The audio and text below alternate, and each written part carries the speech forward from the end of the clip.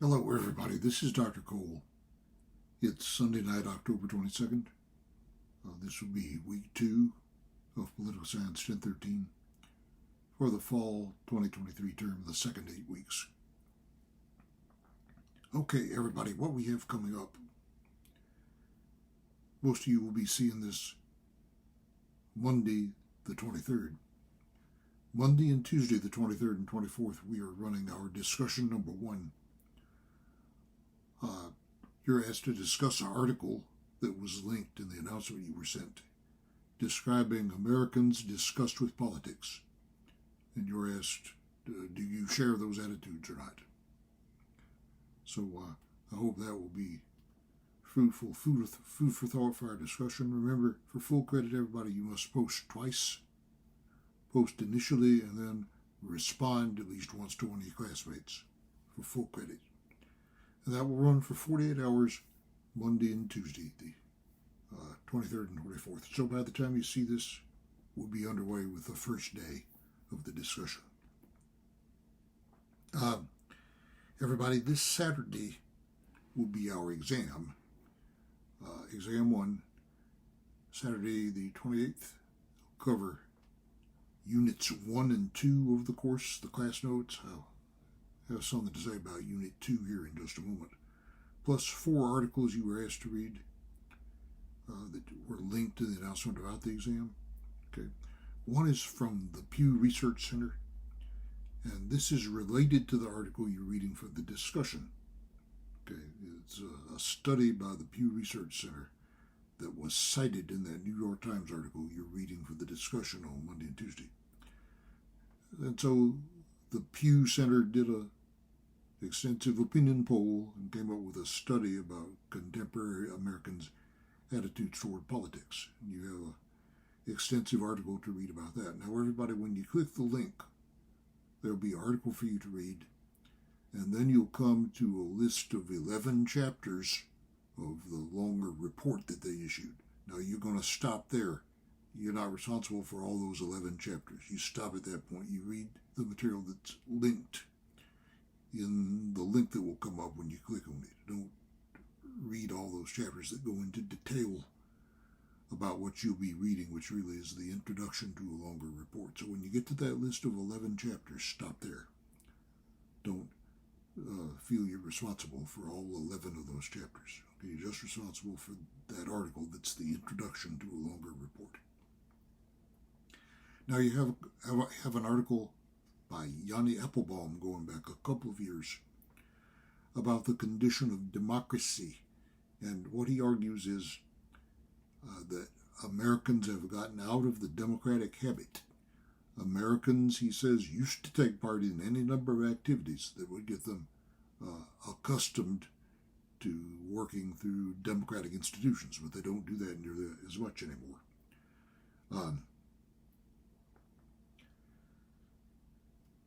Be on the lookout for what he says about high school civics courses. If we fixed high school civics courses, would that take care of the problem? See what he says about that. Pay attention to that, okay?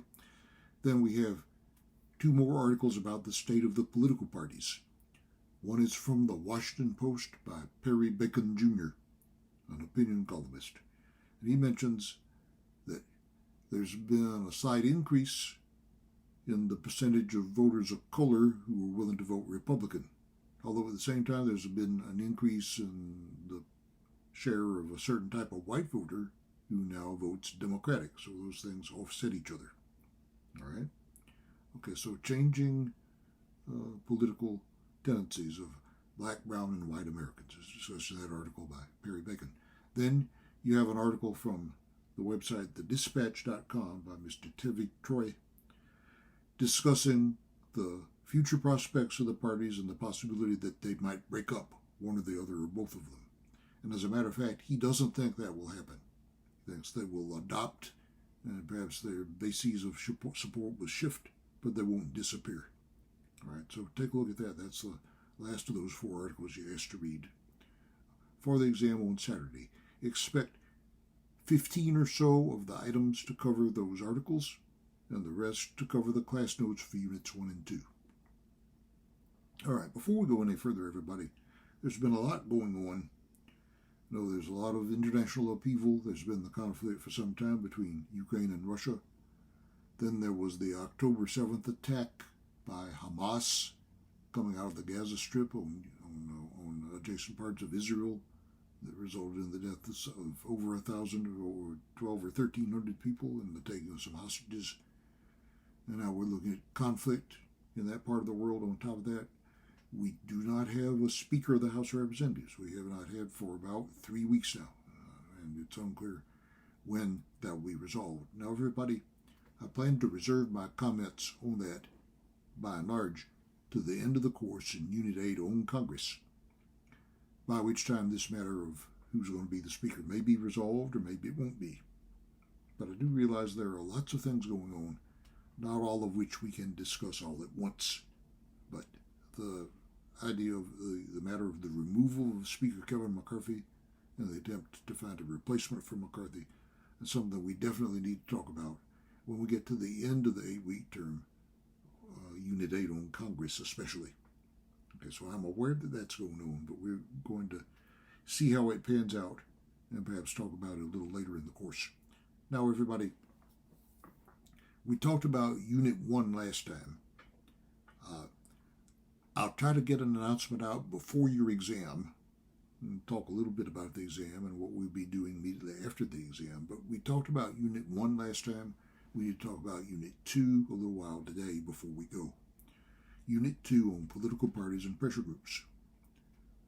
So, parties first, then pressure groups. Okay, now, we need to discuss what parties are. They're organizations outside of the government who try to win control of it.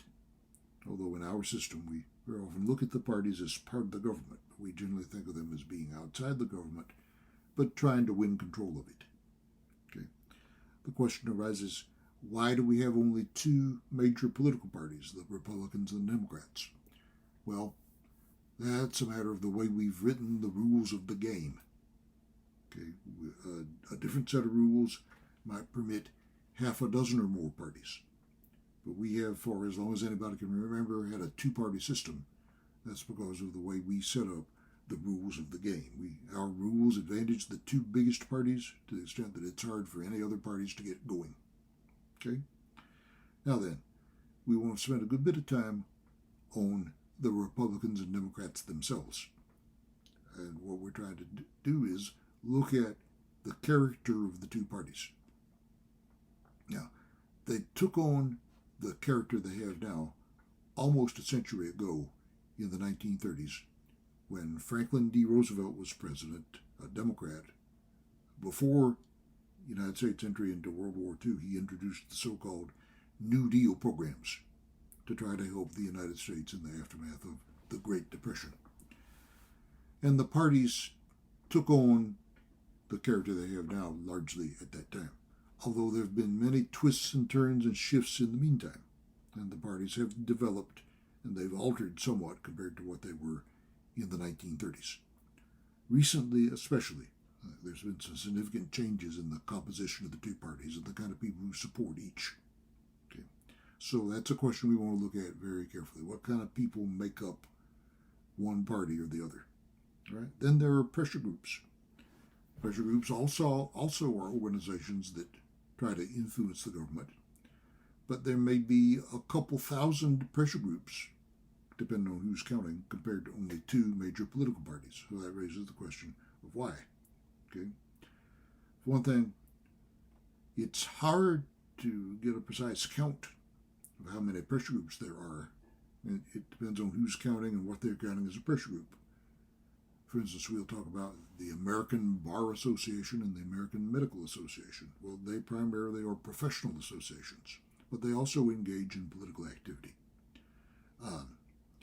Most pressure groups, not all, but most of them are seeking the economic interest of their membership. That's true of most, but not all, pressure groups. And we break pressure groups down into different categories: the business sector, the labor sector, the agriculture sector, the tech sector, the government sector, government lobbying itself, states and localities lobbying the federal government. So-called public interest groups who would say they're working for something other than the narrow economic interests of their members. Okay, now, just a moment, everybody.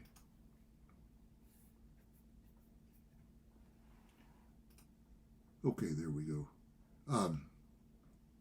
Pressure groups engage in all kinds of activities, several kinds.